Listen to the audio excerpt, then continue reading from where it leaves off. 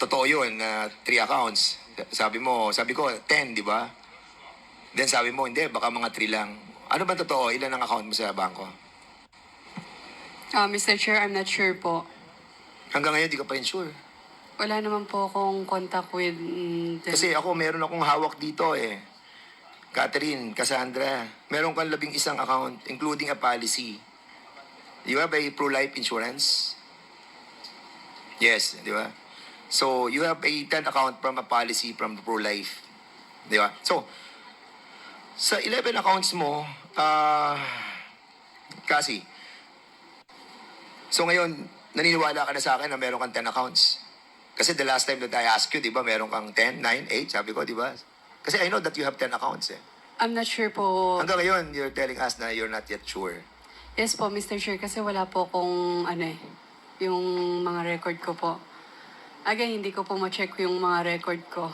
Sa hanggang ngayon, di mo ma-check yung mga records mo. Opo. Now, you are the Whirlwind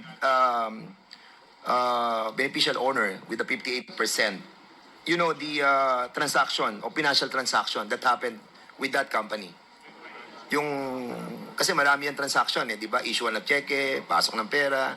Kasi you have like 23 transactions doon that involves almost 211 million. And with your accounts, the 11 accounts, you have almost 198 million. So, do you have an idea that almost kalahating billion yung transaction that you have transacted with your own 11 banks and your Whirlwind Corporation? Can I consult my lawyer Sige, po? yeah, go ahead. Thank you.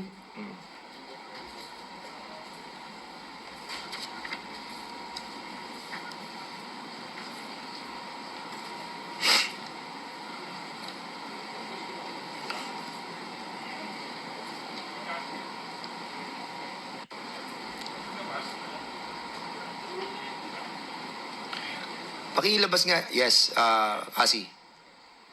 Mr. Chair, I You invoke your right. Opo, kasi may money laundering na po. Sige, okay. Kasi the last time, wala ka pang kaso eh. Kaya nga sinasabi namin sa iyo, cooperate with us eh. Pero now na may kaso ka na, yan talaga yung mangyayari. Now, I will show you something, Kasi. Kasi, ito yung, now na may kaso ka na, and these are the cases that were filed sa iyo, it seems that you have transacted 198 million doon sa 11 accounts mo, and sa Whirlwind naman is almost 211 million. Yan ang umiikot sa pera mo. Yan ang transaction mo. And I want to show yung kay Duaren Wu. Si Duaren Wu, meron siyang 7 bank accounts at meron siyang umikot na 183 million. So in other words, Mr. Chairman, kasi, mas malaki pa yung umikot na pera sa iyo compared to Duaren Wu. So ngayon, ang tanong ko sa iyo, sino ang boss? Ikaw ba o siya? Sino ba talaga ang boss sa inyo? Wala naman po boss sa amin. Walang Mr. boss. Chair. Opo. So hindi siya Partnership naman po Ha? kami. Wala pong boss sa amin, Mr. Chair. partnership kayo. Opo, pero syempre, mas matanda siya. Pero you are the 58% owner of the Whirlwind, di ba? 58% ka eh. And kung pagbabasehan natin yung assessment doon, 2.5 billion, that's almost 1 billion plus. So, ang laking pera nun kasi, di ba? But of course, I don't want to dwell with it anymore. But in here, clearly, 20% lang si Duaren Wu, ikaw 58%.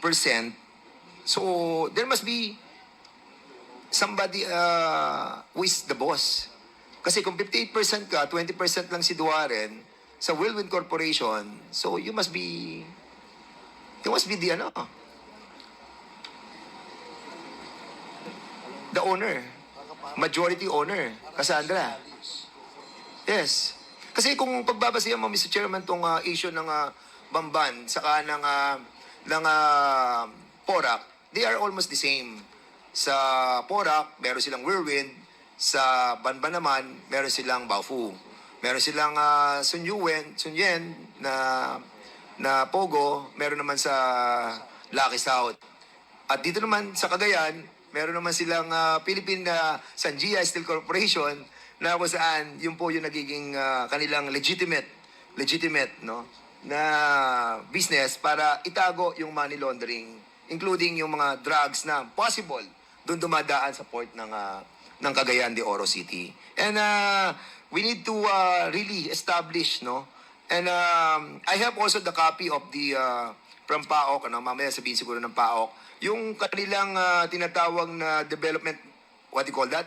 The business, the design of the of business plan that was submitted, no, sa municipality or sa city of Cagayan de Oro, telling us that the design of those manufacturing company were the same as that of the Porac and the Banban.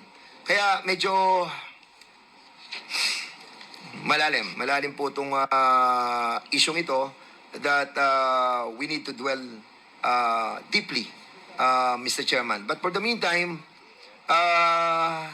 yun muna siguro, siguro isang tanong na lang kay Cassandra. Cassandra, I'll be asking this on behalf of my former director in the movie industry, si Direk Eric Mati. He was asking me kasi, saan ka nagpasalon? Ba't nagpapakulay ng buhok? Kasi the last time Wala. you were here, hindi ganyan ang kulay ng buhok mo, saka hindi ganyan curly. Mr. Chair, ganito pa rin po yung kulay ng buhok ko since The last time? last time po. Hindi, kasi baka Tapos- Okay, sige. Tapos po, Oh. yung kulot po,